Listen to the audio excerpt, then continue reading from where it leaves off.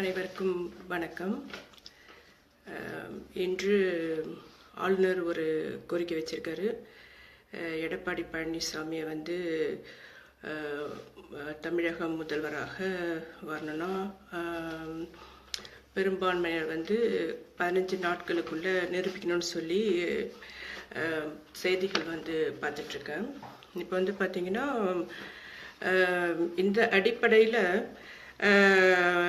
எடப்பாடி பழனிசாமி வந்து தன்னுடைய பெரும்பான்மையை வந்து நிரூபிக்க முற்படணும். எப்படியும் 15 நாள் கெடு இருக்கு. அப்போ இதுவரை வந்து பன்னீர்செல்வம் அவருடைய பெரும்பான்மை வந்து நிரூபிக்க முடியல. மிக குறைந்த எண்ணிக்கையில் தான் அவருக்கு ஆதரவு இருந்தது. அதுதான் வந்து இவ்வளவு நாட்களாக வந்து சசிகலாவுக்கு ஆதரவாக இருக்கிற நபர்களை வந்து ஏதாவது விலை பேசி தன் பக்கம் இழுக்க முடியுமான்ற முயற்சிலாம் நடந்தது.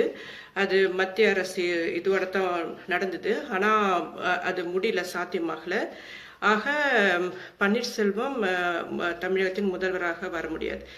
இப்போ எடப்பாடி பழனிசாமி வராரு. இவருடைய கேட்டகரி எப்படின்னு பார்த்தீங்கன்னா, இவர் கொலை குற்றச்சாட்டு இவர் மேலே இருக்கு.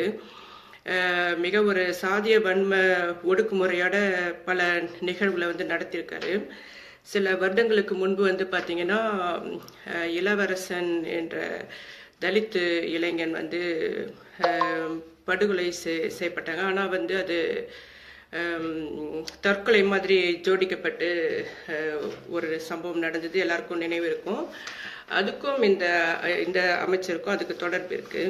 அதுக்கான மிக சரியான ஆதாரங்கள்லாம் பிறகு பன்னீர்செல்வம் குரூப்பே வந்து வெளியிட முயற்சி எடுக்கலாம்னு நினைக்கிறேன். ஏன்னா வந்து ரொம்ப அதிருப்தியாக இருக்காங்க. பன்னீர்செல்வம் நிலை இப்போ எப்படின்னா, தனக்கு கிடைக்காதது யாருக்குமே கிடைக்கக்கூடாதுன்ற நிலைப்பாட்டில் அவருடைய செயல்பாடு இருக்கும். இப்போ வந்து உதாரணத்துக்கு பார்த்தீங்கன்னா, ஜெயலலிதாவின் மரணத்திற்கு காரணமானவர்களே வந்து இப்போ வந்து அரசா வந்து திரும்பவும் வந்து கைப்பற்றாங்கன்னு சொல்லி தமிழ்நாட்டு மக்கள் ரொம்ப கவலையா இருக்காங்கன்னு அவர் சொல்றார், பன்னீர்செல்வம். அப்ப ஜெயலலிதா ஆஸ்பத்திரியில மருத்துவமனையில் இருக்கும் பொழுதோ வந்து இணக்கமாக தகவல்லாம் சொல்லல. இப்ப வந்து தனக்கு பதவி கிடைக்க அதுதான் வந்து பன்னீர்செல்வம் தொடர்ந்து நடத்திட்டு இருக்காரு. இப்போ வந்து இந்த 15 நாள் அவகாசம் வந்து எதுக்காக எடப்பாடி பழனிசாமிக்கு கொடுக்கணும்? அவர் மேலே வந்து பல குற்றச்சாட்டுகள் இருக்கு. இப்போ சமீபத்தில் வந்து பார்த்தீங்கன்னா, ஒரு தமிழக காவல்துறையை சேர்ந்த ஒரு காவலர் வந்து பகிரங்கமாக வந்து குற்றச்சாட்டு வச்சிருக்காரு. தான் வந்து ஒடுக்கப்பட்ட சமூகத்தை சார்ந்த ஒரு நபர் என்ற காரணத்துக்காக அந்த அமைச்சர் வந்து தன்னை வந்து அடிச்சதா, அவருடைய வீட்டுக்கு முன்பு வந்து இவர் வசிக்கிறாராம். ஆக வந்து அந்த எடப்பாடி பழனிசாமியுடைய கேரக்டர் வந்து பார்த்தீங்கன்னா, அந்த கிராமத்திலே வந்து ரொம்ப அதிருப்தியாகவும் ரொம்ப மோசமாகவும் பேசிட்டு இருக்காங்க. இப்படிப்பட்ட ஒருவர் தான் வந்து இப்போ நம்ம தமிழ்நாட்டுக்கு முதல்வராக வரப்போறாரு. அதை வந்து சசிகலா வந்து தீர்மானம் பண்ணியிருக்காங்க. இந்த நிலையில வந்து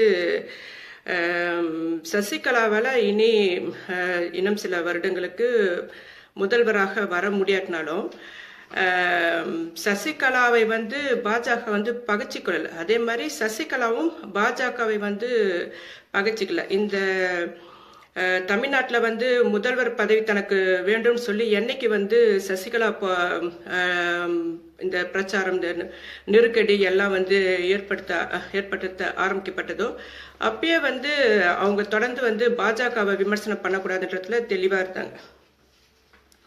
இப்போ வந்து பார்த்தீங்கன்னா, சசிகலா வந்து சிறையில் இருக்காங்க.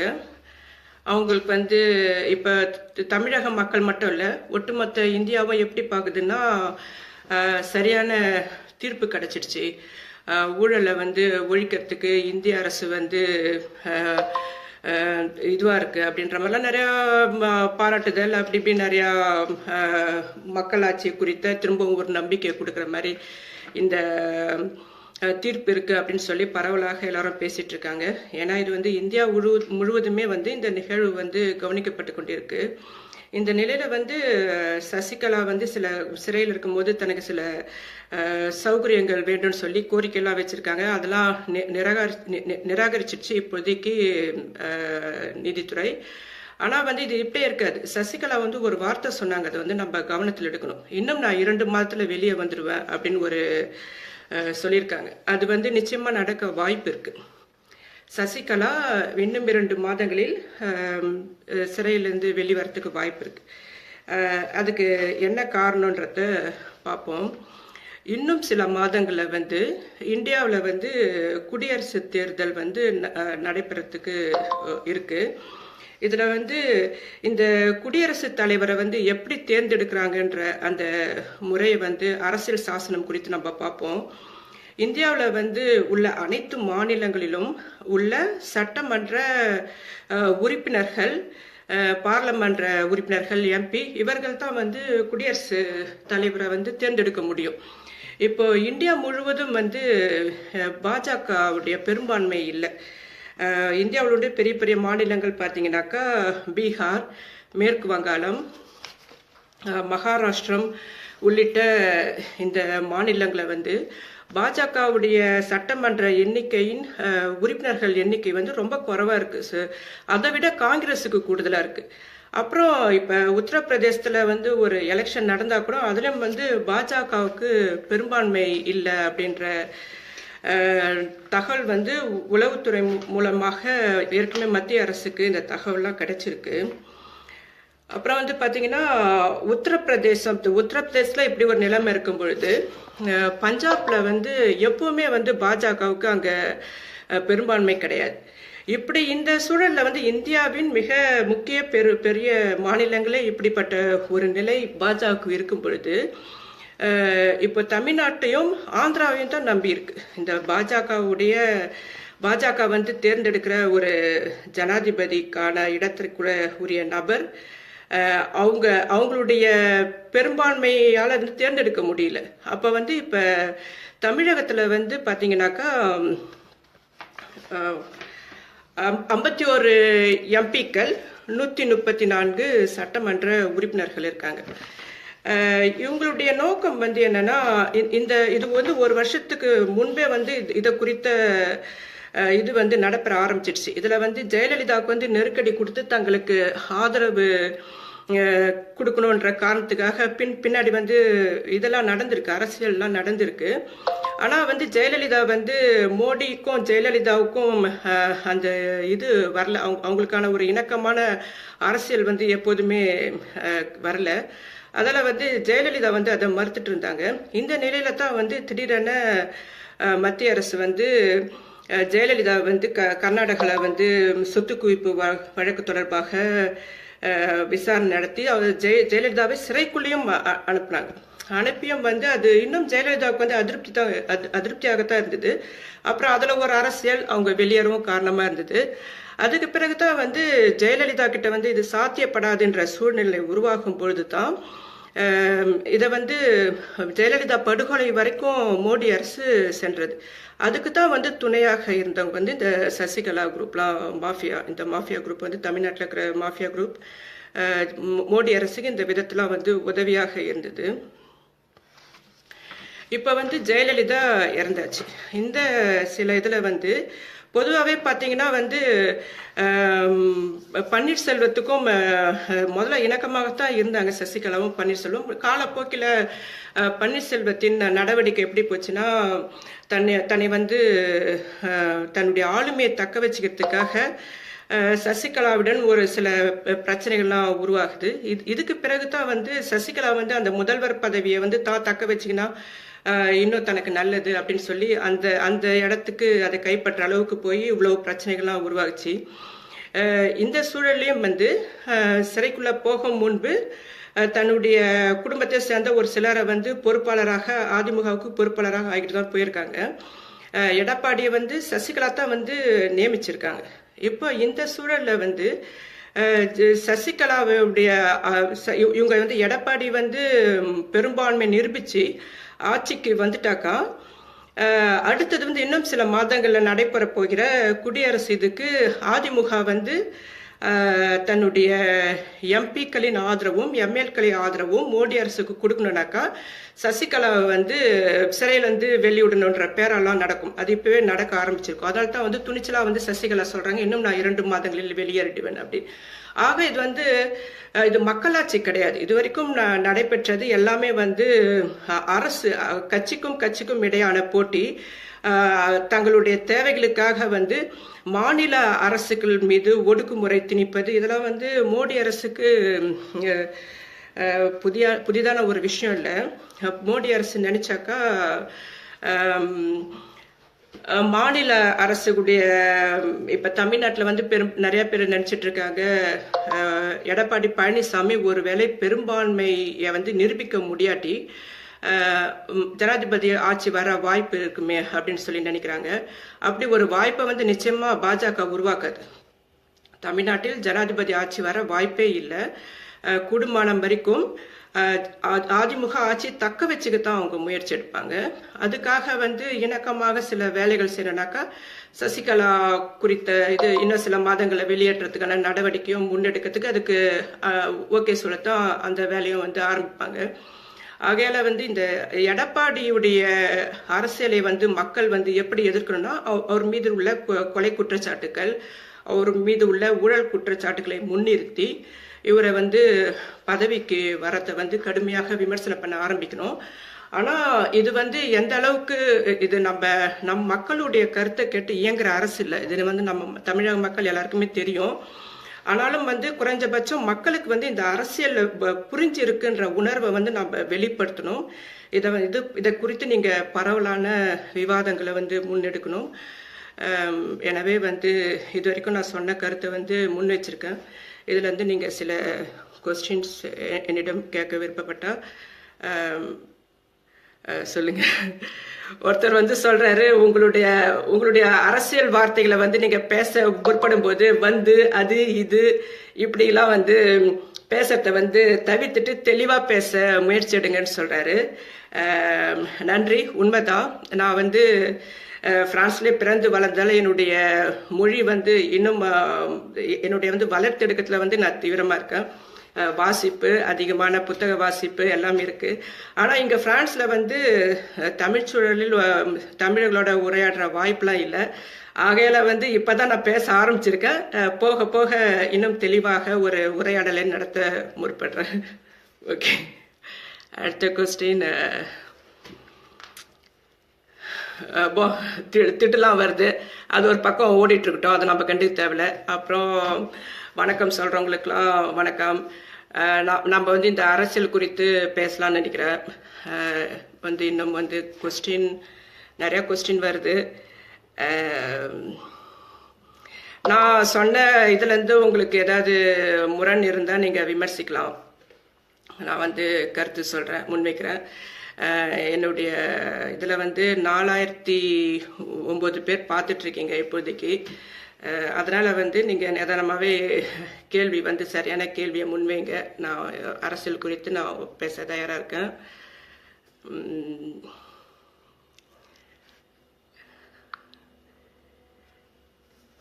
ஆஹா,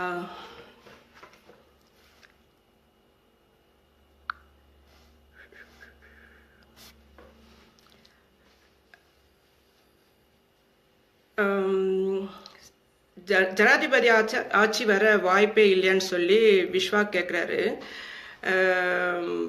ஜனாதிபதி ஆட்சி வந்துடுச்சுன்னு வச்சிங்களா, அதிமுக ஆட்சியை வந்து தமிழ்நாட்டில் கலைக்கப்பட்டு ஜனாதிபதி ஆட்சி வந்துட்டாக்கா எம்பிக்கள் வந்து நிச்சயமாக இது மோடி அரசுக்கு ஆதரவு தெரிவிக்க முடியாது. இப்போ வந்து இந்தியாவை வந்து ஒரு ஆளும் மத்திய அரசு தனக்கு பெரும்பான்மையே இல்லை, ஒரு ஜனாதிபதியை தேர்ந்தெடுக்கிற பெரும்பான்மையை கூட இந்த அரசு வச்சுக்கலன்னும் போது இவ்வளவு பலவீனமான அரசான்னு ஒரு விமர்சனத்தை சந்திக்க நேரிடும் இல்லையா. அதுக்காகவே அவங்க வந்து ரொம்ப தயங்கி அதை தவிர்ப்பாங்க. ஜனாதிபதி ஆட்சி வர வாய்ப்பே இல்லை. மறுதேர்தல் வந்தா கூட வந்து அந்த மறுதேர்தல் திரும்பவும் அதிமுக வருமானது வந்து உத்தரவாதம் கிடைக்காது. ஆக வந்து இப்போது இருக்கிற இந்த ஆட்சியை 4 வருடங்களுக்கு தக்க வைத்துக் கொண்டு அதன் மூலியமாக பாஜக தன்னுடைய நடவடிக்கைகளை வந்து தன்னுடைய தேவைகளை வந்து பூர்த்தி செய்கிற ஒரு மாநிலமாகத்தான் வந்து இதை வச்சுக்க பார்ப்போம். அதனால வந்து ஜனாதிபதி ஆட்சி நிச்சயமா வர வாய்ப்பில்லை. தமிழ் இங்கிலீஷில் உங்களுடைய கொஸ்டின் இருக்கு, எனக்கு படித்து கஷ்டமா இருக்கு, அதான் தமிழில் எழுதிடுங்க.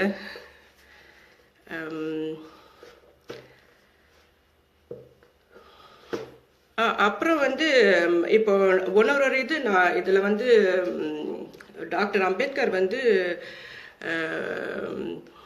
அரசியல் சாசனம் குறித்த எழுதிய தொகுதி 30 இதில் வந்து சற்று முன் வாசித்த ஒரு விஷயம் என்னன்னாக்கா, ஒரு மாநில அரசுக்கு வந்து அந்த ஆட்சியை வந்து பிடிக்கலனாக்கா அதுக்கான சட்டம் இருக்காம். அதுக்கான மக்கள் அதிகாரம் மூலியமாக ஜனாதிபதிய ஆட்சியை கொண்டு வர சொல்லி கோரிக்கை வைக்கிற இது வந்து மக்களாட்சியால வந்து முடியும்னு சொல்லி தொகுதி 36 பக்கத்துல நான் வாசிச்சேன் சற்று முன். அப்போ இந்த மாதிரி வந்து ஜனாதிபதிய ஆட்சி முறையை கொண்டு வாங்கன்னு சொல்லி மக்கள் அதிகாரம் மூலியமாக கேள்வி எழுப்பலாம். ஆனா இந்த அரசுக்கு எதிராக இப்படி துணிந்து செயல்படுற நபர்கள் வந்து ஒரு சில நபர்கள் துணிந்து வர முற்படுவார்கள்னா அவருடைய நிலைமை வந்து முடிச்சிடுவாங்க. அதனால வந்து ஒரு இயக்கமாக வந்து இதுல வந்து இப்படி ஒரு கோரிக்கை முன் வச்சு மனு போடலாம். அது கூட நடக்க வாய்ப்பு இருக்கா என்னன்னு தெரியல. ஆனா நான் அதை பார்த்தேன், இதுல வந்து சற்று முன் வந்து இதுல வாசிச்சேன். அகிலான்றவங்க வந்து சொல்றாங்க எடப்பாடியும் வேணாம் ஓபிஎஸும் வேணான்னு. பெரும்பான்மை தமிழ் மக்களுடைய கருத்துக்கள் இப்படிதான் இருக்கு. ஆனா வந்து மக்கள் கருத்து வந்து வேறாக இருக்கு. அரசியல்வாதிகள் தான் ஒரு கருத்தை வந்து தீர்மானிக்கிறாங்க, அதுதான் மக்கள் கருத்தாக வந்து பத்திரிகை மூலியமாக சொல்லிட்டு இருக்காங்க. சில தினங்களுக்கு முன்பு பார்த்தாக்கா பன்னீர்செல்வத்துக்கு பெரும்பான்மை இருக்குன்னு சொல்லிட்டு இருந்தாங்க. ஆனா பன்னீர்செல்வத்துக்கு வந்து பெரும்பான்மை நிரூபிக்க முடியல. இப்ப எடப்பாடிக்கு போயிருக்காங்க. இந்த எடப்பாடியை யார் தேர்ந்தெடுத்ததுன்னு பாத்தீங்கன்னாக்கா சசிகலா. இப்போ சசிகலா ஜெயிச்சாங்களா மோடி ஜெயிச்சாங்களான்னு பார்த்தாக்கா இப்போதைக்கு சசிகலாவுக்கு தான் வெற்றி கிடைச்சிருக்குன்னு நம்ம சொல்லணும். அந்த வெற்றியை வந்து நிரந்தரமா தக்க வச்சுக்கணும்னாக்கா, ஏன்னா வந்து சசிகலா வந்து ஜெயலலிதா இருக்கும்போதே வந்து கிட்டத்தட்ட 30 வருடங்களாக இருந்திருக்காங்க. தன்னுடைய ஆதரவாளர்களை தான் மெல்ல மெல்ல இந்த அதிமுகவுக்குள் நுழைத்து இன்றைக்கு வந்து ஒரு பிம்பத்தை வந்து கட்டமைச்சிருக்காங்க. அதிமுக வந்து தன்னுடைய குடும்ப சொத்து மாதிரி கண்ட்ரோல்ல வச்சிருக்காங்க. ஆகையால வந்து ஒண்ணு அதிமுகவை மக்கள் புறக்கணிக்கணும், இல்லாட்டினா வந்து அதிமுகவை தங்களுடைய விமர்சனங்கள் மூலியம் வந்து அது வேற ஒரு நிலை நோக்கி நகர்த்துக்கான முயற்சி எடுக்கணும். ஆனா இது வந்து இதுல அதிமுக இப்போதைக்கு அந்த நிலைப்பாட்டுக்குள்ள வராது. அது ஒரு மஃபியா இயக்கம் மாதிரி போயிட்டு இருக்கு. அருண்குமார் கேட்கிறாரு, மாற்றங்கள் குறித்து பேசும் நீங்கள் தங்களின் மாற்று யார் அப்படின்னு சொல்லி நீங்க சொல்லணும்னு சொல்றாரு. அப்படிப்பட்ட மாற்று வந்து இப்போதைக்கு இல்லை. ஆனா வந்து மே 17 இயக்கம் குறித்து ஒரு உலக பரதரப்பட்ட அதோடைய பார்வை அதோடைய விமர்சனம் எல்லாம் வந்து எனக்கு ரொம்ப கவனிக்கும் பொழுது ஒரு மிக சிறந்த நேர்மையா பயணிக்கிற மாதிரி ஒரு உணர்வு இருக்கு. ஆனா மே 17 வந்து தேர்தலில் நுழையும் இயக்கம் இல்லை. ஆகையால அந்த இயக்கத்தை சார்ந்தவர்களில் ஒரு பிரிவினர் வந்து பேசலாம், இது குறித்து ஒரு மாற்று அரசியலை உருவாக்குறதுக்கு முயற்சி எடுக்கலாம். மற்றபடி வேற யாரும் இப்போதைக்கு எனக்கு தெரியல.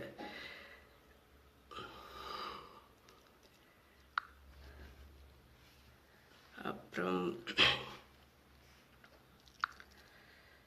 நிறைய தமிழ் இங்கிலீஷ்ல வருது. தேர்தல் வருமா அப்படின்னு சொல்லி கேட்கிறாரு. வர வாய்ப்பில்லை, 4 வருஷத்துக்கு தேர்தல் வர வாய்ப்பில்லை. இத்தகைய சூழ்நிலையில் மக்கள் என்ன செய்யலாம், உங்கள் கருத்து என்னன்னு சொல்லி ஒருவர் கேட்டிருக்காரு. அவர் பேர் கவனிக்கிறதுக்கு முன்ன போயிடுச்சு. மக்கள் வந்து விமர்சனம் பண்ணணும். மக்கள் வந்து இந்த எடப்பாடி பழனிசாமி உடைய என்ன சொல்றது, அவர் செஞ்ச படுகொலைகள், அவர் மீது உள்ள குற்றச்சாட்டுகள், இப்படிப்பட்ட ஒரு சமூக குற்றவாளியை எப்படி வந்து நாங்க முதல்வராக ஏத்துக்க முடியும்னு சொல்லி இப்ப ஒரு மாணவர் போராட்டம் வந்து போராட்டம் பண்ணிச்சு. அந்த மாதிரி இப்ப வாங்க, இப்ப வர முடியுமா? ஏன்னா அப்ப எப்படி உருவாகுச்சுன்னா அது வந்து பன்னீர்செல்வம் அரசு தான் திட்டமிட்டு அந்த மாணவர் போராட்டத்தை விரிவடையவும் காரணமாக இருந்தது. இப்ப வந்து மக்கள் எழுச்சி சுயேட்சையாக வந்து இதை குறித்து இந்த எடப்பாடி முதல்வராக நாங்க ஏற்க மாட்டோம் அப்படின்னு பேசணும். அது தமிழ்நாட்டில் இருக்கிற மக்கள் தான் முடிவெடுக்கணும்.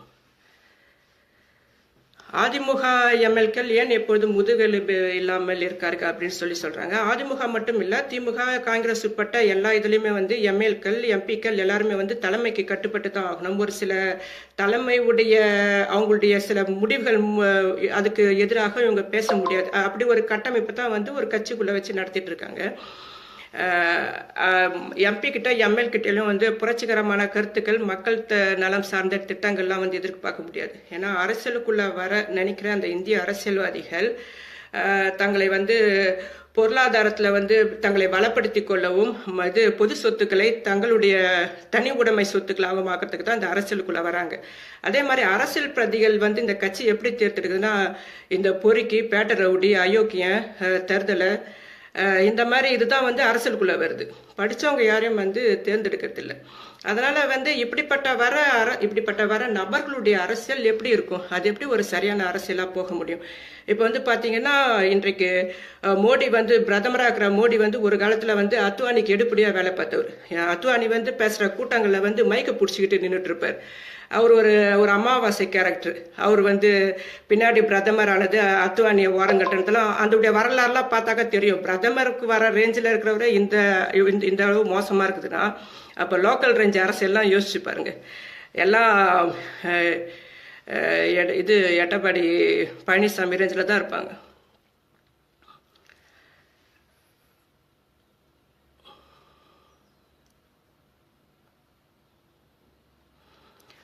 மூவேந்திரன் தனம்ன்றவர் சொல்றாரு, இதுவரை தாங்கள் பதிவு செய்த பதிவுகள் அனைத்தும் நடந்து கொண்டிருக்கிறது. முன்னாள் முதல்வர் போயிடுச்சு.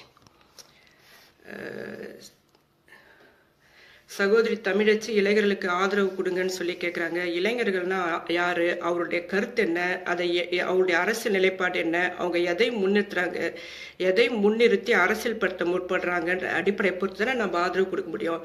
இப்போ சும்மா அந்த ஜல்லிக்கட்டுக்கு ஆதரவு கொடுங்கன்ட்டு ஓவரா சீன் போட்டுக்கிட்டு ஆய்வுன்னு சவுண்டு விட்டுக்கிட்டு அதோடைய அரசியலை புரிஞ்சுக்கிங்க, அதோடைய வரலாறை புரிஞ்சுக்கிங்க, அதோடைய சாதி பின்புலத்தை தெரிஞ்சுக்கிங்க, அப்புறம் அரசியல் பேசுங்கன்னாக்கா கோவப்படுறாங்க. இது அரசியல் கிடையாது. இது அரசியலை படிக்கிறது கிடையாது. இந்த மாதிரி தவறுகள் ஊடாக முன்னிறுத்தப்படுற மக்கள் எழுச்சி வந்து அது மக்கள் எழுச்சி கிடையாது. அது ஏதோ ஒரு கோபத்துல வந்து ஏதோ ஒரு ஆவேசத்துல மக்கள் அரசு மீது அதிருப்தியின் காரணமாக உள்ள நுழைறாங்க. அப்புறம் அதே நேரத்துல நீர்த்து போயிடுது. ஆக ஒரு கொள்கைவாதியால நீர்த்து போக முடியாது. ஒரு கொள்கைவாதி தொடர்ந்து தீவிரமாக தன் கருத்தை முன்னெடுப்பதிலும் தன் கருத்தை நோக்கி போதுதான் தீவிரமா இருப்பாங்க. அப்படிப்பட்ட இயக்கம் சார்ந்த இயக்கங்களின் ஊடாக இருக்கிற தத்துவத்தை கூட குறைஞ்சபட்சம் இந்த மாணவர்கள் கற்றறியலாம, அப்படி எதுவுமே இல்லாம ஏதோ படிக்கிற பசங்க, காலேஜ் பசங்க வாடா போய் சவுண்ட் விட்டுட்டு வரும்னு சொல்லிட்டு கிளம்புறதுலாம் வந்து மக்களுக்கு ஆதரவான நலன் சார்ந்த திட்டங்களை அவங்க முன்னெடுக்கிறாங்கன்னு சொல்ல முடியாது. அவங்களுக்கு அப்போதைய ஒரு ஜாலியான ஒரு லூட்டித்தனத்தை தான் செஞ்சுட்டு போயிருக்காங்க. அப்படித்தான் பார்க்க முடியும். இந்த மாணவர் போராட்டம் அப்படித்தான் போயிருக்கு. ஒருவேளை ஒரு சில தீவிரமாக கருத்தியல் உள்வாங்கிய மாணவர்கள் இருக்கலாம். அவர்கள் இப்போதைக்கு மாணவர்களாக இருக்காங்க. அவங்கள மாணவர்களாவே விட்டுருங்க. மாணவர்கள் வந்து அரசியலை பேச முடியாது. ஏன்னா மாணவர்களுக்கு வந்து தொடர்ந்து அரசியலை பேச முடியாது. அவங்க திரும்பவும் தங்களுடைய கல்வியை வந்து தொடரணும். மாணவர்கள் தான் அரசியல் செய்யணும்ன்றது வந்து ரொம்ப முட்டாள்தனமானது. மாணவர்கள் வந்து தங்களுடைய அதிருப்தியை வந்து வெளிப்படுத்தலாம். ஆனா வந்து மாணவர்கள் அரசியல் செய்ய முடியாது. உலகத்துல எங்கேயுமே அப்படி ஒரு அரசியல் நடந்தது இல்லை. இளைஞர்கள் கருத்தியல் ரீதியாக புரட்சிகரமான சிந்தனையை உள்வாங்கிய இடதுசாரிய கருத்தியல் நிலைப்பாடு கொண்ட அரசியல் தான் வந்து பெரும்பான்மையாக வந்து இப்போ ஆரம்பத்துல எல்லாம் அதுதான் நடந்துட்டு இருந்தது. முதலாளித்துவத்துக்கு எதிரான வலதுசாரிய சிந்தனைக்கு எதிராக மாற்று அரசியல் போது இடதுசாரி தான் வந்து ஐரோப்பிய சமூகமும் புரட்சிகர இயக்கங்களும் முன்னிறுத்தி இன்று மக்களாட்சி நடைபெற அளவுக்கு வந்திருக்கு. ஆக இந்தியாவிலையும் வந்து அந்த நிலை தொடரணும். இந்தியாவில் வந்து பார்த்தீங்கன்னா கம்யூனிசம், மார்க்சியம், பெரியாரிசம், அம்பேத்கரிசம் எல்லாமே வந்து பின்தங்கிய நிலையில் இருக்குது. ஒரு புரட்சிகர கருத்துக்களை வந்து உள்வாங்க முடியாத இந்த மக்கள் வந்து கட்சியாகவும் அல்லது கட்சி தொண்டர்களாகவும் கட்சி அந்த ஒரு ஏன்னா இப்போதைக்கு தேர்தலை யாருக்காவது ஓட்டு போடுவோன்ற மனநிலை தான் இருக்காங்க. மேடம் இங்க உங்களை போன்ற அறிவுஜீவிகள் யாரும் இல்லைன்ற மாதிரி பேசுறாரு. அது ரொம்ப தப்பான கருத்து. தமிழ்நாட்டில், இந்தியாவில் விட்டுருங்க, தமிழ்நாட்டிலே வந்து இயக்கம் சார்ந்து இயங்குகிற தோழர்கள் என்னை விட மிக தெளிவாகவும் களத்தில் நின்று பணிபுரிபவர்களாகவும் இருக்கிறதுலாம் உங்களுக்கு இன்னும் கள நிலவரங்களும் மிக சரியாக தெரியும். இப்போலாம் என்னெல்லாம் வந்து பார்த்தீங்கன்னா, நான் வெறும் வாசிப்பின் ஊடாகத்தான் ஒரு தமிழக சூழல் எல்லாத்தையும் என்னால் உணர முடியும். என்னால் வந்து கிராமங்களுக்கு சில முறை சென்று இருக்கிறேன். ஆனால் வாழ்வியலை குறித்து, எனக்கு இந்திய சமூக சூழல் வாழ்வியல் குறித்து எனக்கு ரொம்ப மிக சரியாக ஏதோ தெரியாது. வாசிப்பின் ஊடாகத்தான் அரசியலையும் நான் விவாதங்களையும் வந்து நடத்திட்டு இருக்கேன். பொதுவாக ஒருத்தவங்களை தூக்கி அப்படியே ஒரடியாக அறிவுஜீவிக்க வேண்டி தூக்குறது, அப்புறம் அப்படியே தூக்கி சடார்னு போடுற இதெல்லாம் வேணாம். நீங்கள் வந்து எதுவுமே இல்லாமல் கவனிங்க, வார்த்தைகளை மட்டும் கவனிங்க, அதோடைய உள்நோக்கத்தை பாருங்க. நான் சொல்றேன்னு இல்லாமல் நம்பாதீங்க. இதை தான் பெரியாரும் சொல்றேன். நான் சொல்றது விஷயத்துல வந்து உங்களுக்கு முரண்பாடு இருக்கா, அதோடைய அரசியலை பேசுங்க, அதை குறித்து நம்ம விவாதிப்போம். டக்குன்னு அறிவுஜீவி பட்டெல்லாம் கொடுக்க வேணாம்.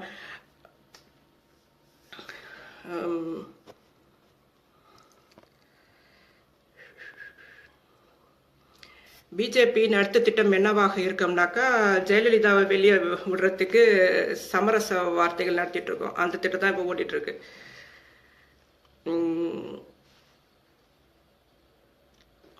இந்த வருடம் ஜனாதிபதி தேர்தல் போட்டிக்கு யார் போட்டியிட வாய்ப்பு இருக்குன்னு ஒரு கொஸ்டின் வந்திருக்கு. அது வந்து காங்கிரஸும் பாரதிய ஜனதா கட்சிக்கு தான் இன்னும் அது முடிவு பண்ணல. அதனால நமக்கு அதை பற்றி தெரியல.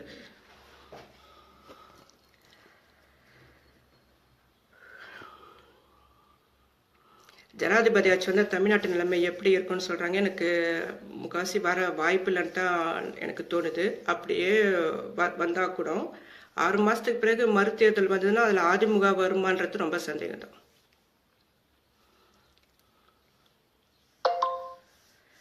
தமிழகத்தை எப்படி காப்பாற்றுவது, எப்படி காப்பாத்துறது? இது திடீர்னு ஒரு நாள்ல போய் ஐயோ தமிழ்நாட்டை காப்பாற்றணும்னு சொல்லி ஓட முடியாது. இவ்வளவு குளறுபடிகள் நடக்கிறதுக்கும் தமிழ்நாட்டு மக்களாகிய நாம் தான் காரணமா இருக்கிறோம். என்னன்னா வந்து நாம் சரியான அரசியலை உருவாக்கல, சரியான அரசியல்வாதிகளை தேர்ந்தெடுக்கல. ஆக அதை வந்து உருவாக்க கத்துக்குவோம். இப்போதைக்கு தமிழ்நாட்டை காப்பாற்ற முடியுதோ முடியலையோன்றத விட்டுருங்க. குறைஞ்சபட்சம் அரசியலை வந்து நம்ம தீவிரமாக கற்றுக்கொண்டு ஒரு இளைஞர்கள் ஒரு விஷயம் செய்யலாம். தேர்தல் நேரத்தில் ஒரு பிரச்சாரத்தில் ஈடுபடலாம். அது இணையம் மூலியமாக கூட அதை எடுத்துட்டு போகலாம் நீங்க. ஏன்னா வந்து தமிழ்நாட்டில் பெரும்பான்மையான மக்கள் வந்து செல்போன் வழியாக இணையம் ஊடாக தொடர்பில் இருக்காங்க. தேர்தல் நேரத்தில் பணம் வாங்காதீங்க அப்படின்ற, இலவச திட்டங்களை ஏற்காதீங்க அப்படின்ற 2 கொள்கையை வந்து நீங்க முன்னிறுத்தலாம். இது வந்து மக்கள்கிட்ட வந்து தொடர்ந்து பிரச்சாரம் செய்யப்படணும். இந்த சூழலை வந்து 4 வருஷத்துக்கு பிறகு வரப்போற தேர்தலுக்கு இப்பயே வந்து ஒரு சரியான ஒரு நபர்களை வந்து ஒரு கட்சியை உருவாக்கி அது மூலியம் முன்னெடுக்க முயற்சி எடுக்கலாம். இதுதான் இப்போதைக்கு நம்ம செய்ய வேண்டியது. இப்போ வந்து டக்குன்னு போய் எதையும் தமிழ்நாட்டை காப்பாற்ற முடியாது. ஏற்கனவே நிறைய விஷயங்கள் ஊடுருவி நடந்துட்டு இருக்கு. RSS இருக்கு, பாஜக இருக்கு, சசிகலா இருக்காங்க, புது வில்லன்கள்லாம் உருவாயிட்டு இருக்காங்க. இந்த வில்லன்களை வந்து நம்ம எப்படி நையாண்டியாவும் மட்டம் தட்டி ஓரம் கட்டணுன்ற, அரசியல் வந்து ஓரம் கட்டணுன்ற ஒரு விஷயம் இருக்கு. சசிகலா வந்து இப்ப சசிகலா மீது விமர்சனம் பண்ற இணையத்துல இருக்கிறவங்க வந்து அவங்க மேல வழக்கு போட போறோம்னு சொல்லி மிரட்டுறாங்க. ஜனநாயக நாட்டில் வந்து அரசியல்வாதிகளை விமர்சிக்கும் உரிமை மக்களுக்கு இருக்கு. பிரான்ஸ்ல வந்து பாத்தீங்கன்னா பிரதமருடைய கால் சட்டையை கட்டுற மாதிரி டாய்லெட்ல உட்காந்துக்கிற மாதிரிலாம் கார்டூன் போடுறாங்க. இந்த ப்ராடுங்களை வந்து நம்ம விமர்சிக்க கூடாதுன்னு சொல்றதுக்கு இதுங்களுக்கு எந்த ரூல்ஸ் வச்சுட்டு பேசுறாங்க? இப்ப வந்து பாத்தீங்கன்னா ஜெயலலிதா மரணம் அடைந்த டைம்ல கொஞ்சம் பரவலாக சிலங்க விவாதிக்கும் போது ஜெயலலிதா மரணம் அடைஞ்சிட்டாங்களா அப்படின்னு சொல்லி ஏதோ பேசும்போது அந்த இளைஞர்களை பிடிச்சி சிறையெல்லாம் வச்சு ஒரு அச்சுறுத்தல்லாம் நடந்தது. என் மேல பாத்தீங்கன்னா 77 கேஸ் போட்டாங்க. ஆனா ஒண்ணுமே செய்ய முடியல இன்னை வரைக்கும். அப்ப வந்து அதிகாரமற்ற நபர்கள் மீது, தமிழ்நாட்டுக்குள்ள வாழ்கிற மக்கள் மீது நம்ம என்ன வேணா அடக்குமுறையானாலும் செலுத்தலான்ற இந்த அரசுடைய ஒடுக்குமுறை இருக்குல்லங்க, இதை வந்து நம்ம கடுமையாக தொடர்ந்து விமர்சனம் பண்ணணும். அதனால்தான் வந்து இப்ப சற்று முன்பு நான் போட்ட இதுல வந்து சசிகலா குறித்து நான் போட்டிருக்கேன், நையாண்டியாக பேசி போட்டிருக்கேன் மீம்ஸ். என்ன பண்ணுவாங்கன்னு பார்ப்போமே. போட சொல்லுங்க, இது எம்எல்ஏ கேஸ் போட சொல்லுங்க. ஆக வந்து தமிழ்நாட்டுக்குள்ள தான் இந்த அராஜகம் எல்லாம் நடக்கும். அடுத்த கொஸ்டின் பார்ப்போம். காவி கொடி விரைவில் தமிழகத்தில் பறக்கும் தமிழிசை ராஜன் சொன்னதை நான் இப்பதான் சற்று முன் பார்த்தேன்.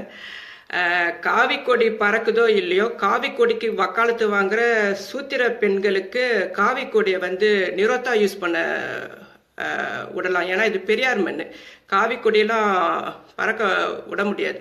கருஞ்சட்டைகள் இருக்கிற வரைக்கும் காவி கொடிகள் பறக்க வாய்ப்பே இல்லை.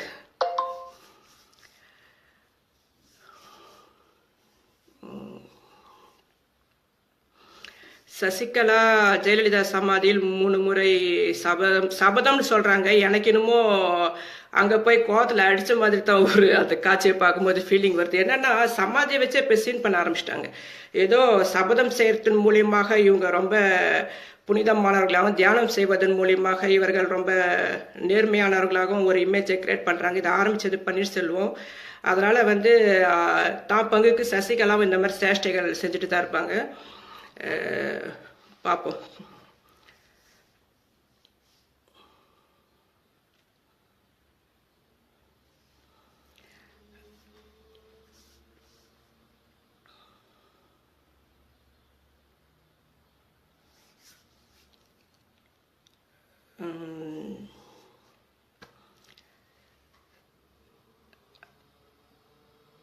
தமிழக மக்கள் இப்போதைய அரசியல்வாதிகள் சொல்வதை போயிடுச்சு.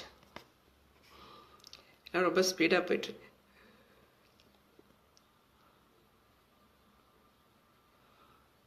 ஓகே.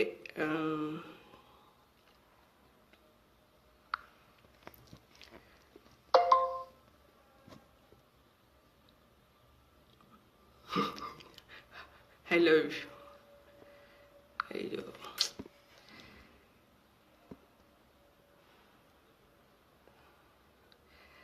சசின் சிறைவாசத்துக்கு பிறகு அவருடைய நிலை என்னவாகும் அப்படின்னு சொல்லி கேட்குறாங்க. இப்போ வந்து அதிமுகவில் வந்து பன்னீர்செல்வம் நீக்கப்பட்டிருக்காரு. அவர் வந்து முதலமைச்சராக வர இனி வாய்ப்பு இல்லை. அதே மாதிரி சசிகலாவும் முதலமைச்சராக வாய்ப்பு இல்லை. இருந்தாலும் இன்னும் பெரும்பான்மையாக பினாமி சொத்துக்கள்லாம் அவங்க கண்ட்ரோல் இருக்கு. அமைச்சர்கள், எம்பிக்கள், அவங்களுடைய கண்ட்ரோலுக்குள்ளே இருக்கிற நபர்கள் வந்து அவங்களுடைய ஒரு இதுவா தொடர்புள்ள குடும்பம் சார்ந்த நபர்களாக இருக்காங்க. எதுவுமே வந்து வீரியம் பெறாது.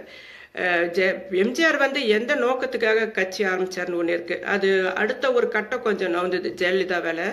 ஆனா அது தொடர்ந்து நகர்த்தப்படும், முன்னோக்கி செல்லும்னு சொல்ல முடியாது.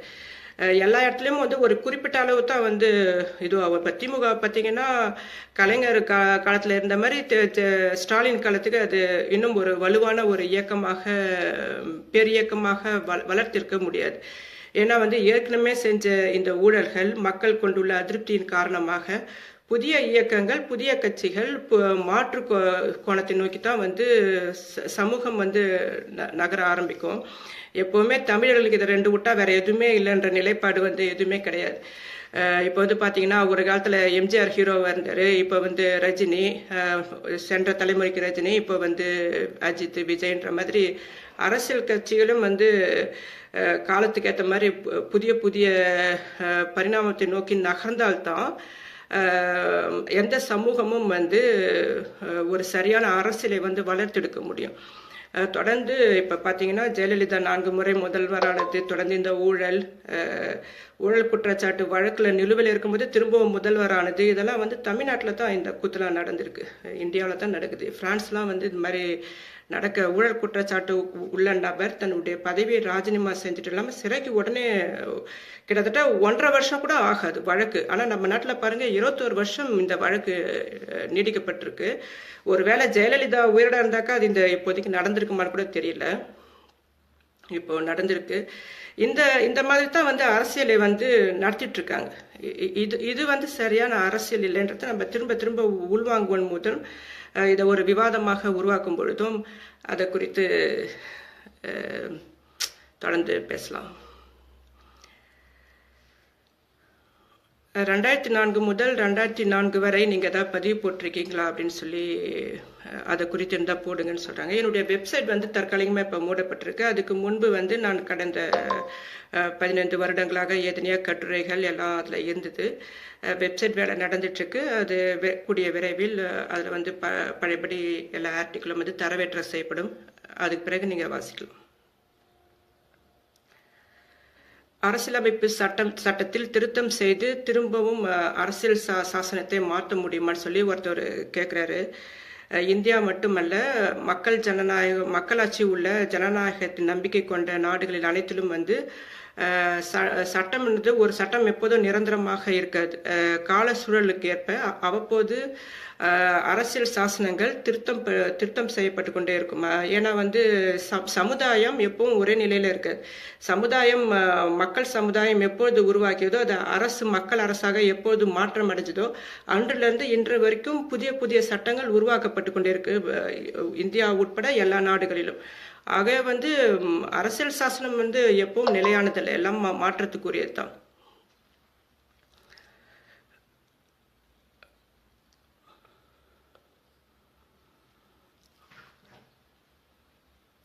எங்களுக்கு கொல்லைப்புறமாக வரும் அரசியல் தெரியாது அப்படின்னு சொல்லி ஸ்டாலின் சொன்னதா ஒருத்தர் கேட்டிருக்காரு. கொல்லைப்புறமாக வரும் அரசியல் தெரியாது அப்படின்னு சொல்ற இந்த நபர் தான் வந்து ஸ்டாலின் வந்து சில நாட்களுக்கு முன்பு மோடி கிட்ட போய் என்னால் பெரும்பான்மையை நிரூபிக்க முடியும் அப்படின்றார். தமிழ்நாட்டில் வந்து ஜெயலலிதா படுகொலைக்கு காரணமானதும் இதுவரைக்கும் தமிழ்நாட்டில் நடக்கிற நிகழ்வுகளுக்கும் காரணமானதும் இந்த பாஜகன்றது வந்து ஸ்டாலினுக்கு தெரியாது இல்லை, எல்லாம் தெரியும். இருந்தாலும் வந்து இப்போதைக்கு வந்து இப்போ கூட அவர் நம்பிட்டு இருக்கார், எடப்பாடியால பழனிசாமியால பெரும்பான்மையை நிரூபிக்க முடியாட்டினா நாம் ஆட்சி நம்ம கைக்கு வருமான்ற இது இருக்கத்தான் செய்யுது ஸ்டாலினுக்கு. கொல்லப்புற இது எல்லா அரசியலும் செஞ்சவங்க தான். திமுக வந்து லேஸ்பட்டதில்லை. ஈழத்தமிழர்கள் அத்தனை படுகொலைக்கும் காங்கிரஸுக்கு உடந்தையா இருந்ததுலாம் இந்த எங்க எல்லாத்தையும் மறந்துட்டு பேசுறாரு ஸ்டாலின். மக்கள் மறக்க மாட்டாங்க. ஆகையால வந்து எல்லா அயோக்கியத்தனங்களும் எல்லா அரசியல்வாதிக்கும் உரியதா இருக்கு, அது ஸ்டாலினுக்கும் இருக்கு.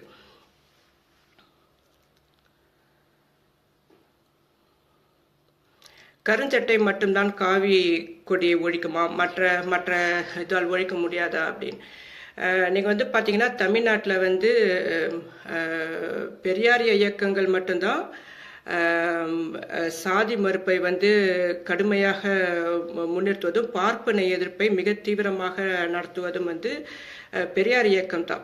ஆனால் இப்போ வந்து பார்த்தீங்கன்னா திராவிட கழகத்தில் வீரமணியினுடைய நிலைப்பாடு, இப்போ உதாரணத்துக்கு சசிகலா ஆதரவு நிலைப்பாடு, இதெல்லாம் இவரும் ஒரு சூத்திர பார்ப்பனிய ஆதரவாளராக தான் வந்து மாறி போறாரு. ஆக சசிகலாவை ஆதரிப்பதன் மூலம் வீரமணியினுடைய இந்த பெரியார் இயக்க அடிப்படை கோட்பாட்டையே வந்து அவர் சிதறடிச்சிட்டாரு. ஆனால் தொடர் கொளத்தூர்மணி, தொடர் ராமகிருஷ்ணன் உள்ளிட்ட பெரியார் இயக்கங்கள் இன்னும் தீவிரமாக காவியை எதிர்க்கிற வலிமை மிக்க தோழர்களாக மிக திறம்பட செயல்படுற தோழர்களை நான் தொடர்பில் இருக்கேன். நான் அவங்களுடைய செயல்பாடுகளை கவனிச்ச வரைக்கும் சொல்றேன். என்னை பொறுத்த வரைக்கும் தமிழ்நாட்டை வந்து காவி தீவிரவாதிகளை ஒழிக்கணும்னா அது கருஞ்சட்டை படைகளால் மட்டும்தான் முடியும்.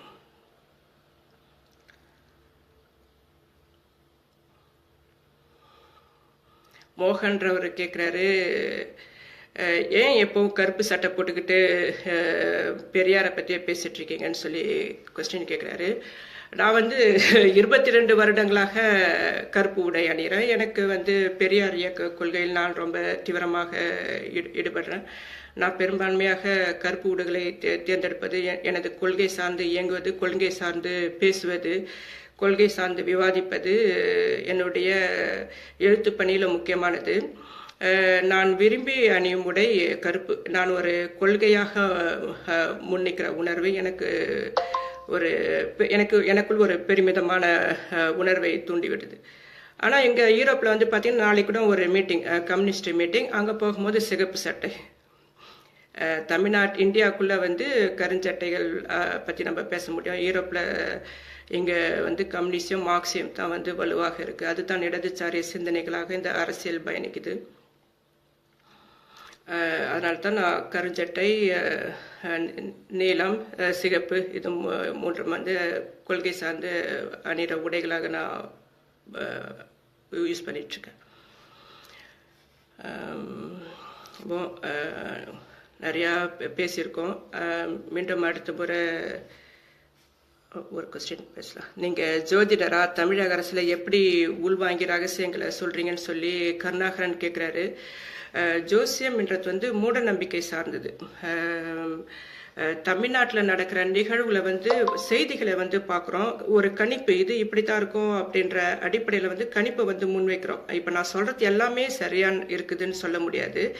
நாம் உள்வாங்கிய கருத்தின் நம்ம வெளிப்படுத்துகிற முனைப்பு, அதோடைய நுண்ணறிவியல், அது சில நேரத்தில் நடக்கலாம், நடக்காம போகலாம்.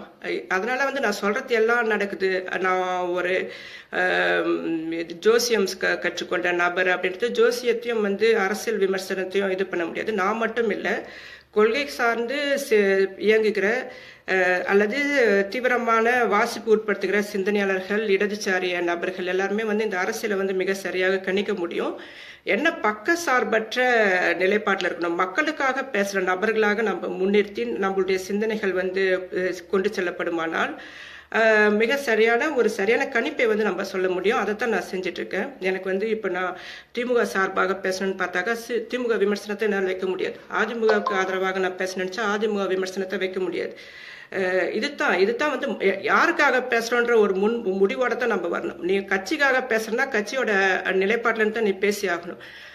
நான் அப்படி கிடையாது. நான் மக்களுக்கான இடத்துல இருந்து நான் பேசுறேன், மக்களுக்கான அரசியலே நான் பேசுவதால் நான் அது பெரும்பான்மையாக மிக சரியாக இருக்கு. சரி, இன்று வந்து நிறைய பேசியாச்சு. நம்ம அடுத்த முறை பார்ப்போம். உங்களுடைய கேள்விகள் வந்து கேள்வி கேட்கணுன்னாக்கா நீங்கள் சில கொஸ்டின்கள் வந்து பதிவு செஞ்சு வைங்க. நம்ம அடுத்த முறை சந்திப்போம். நன்றி, வணக்கம்.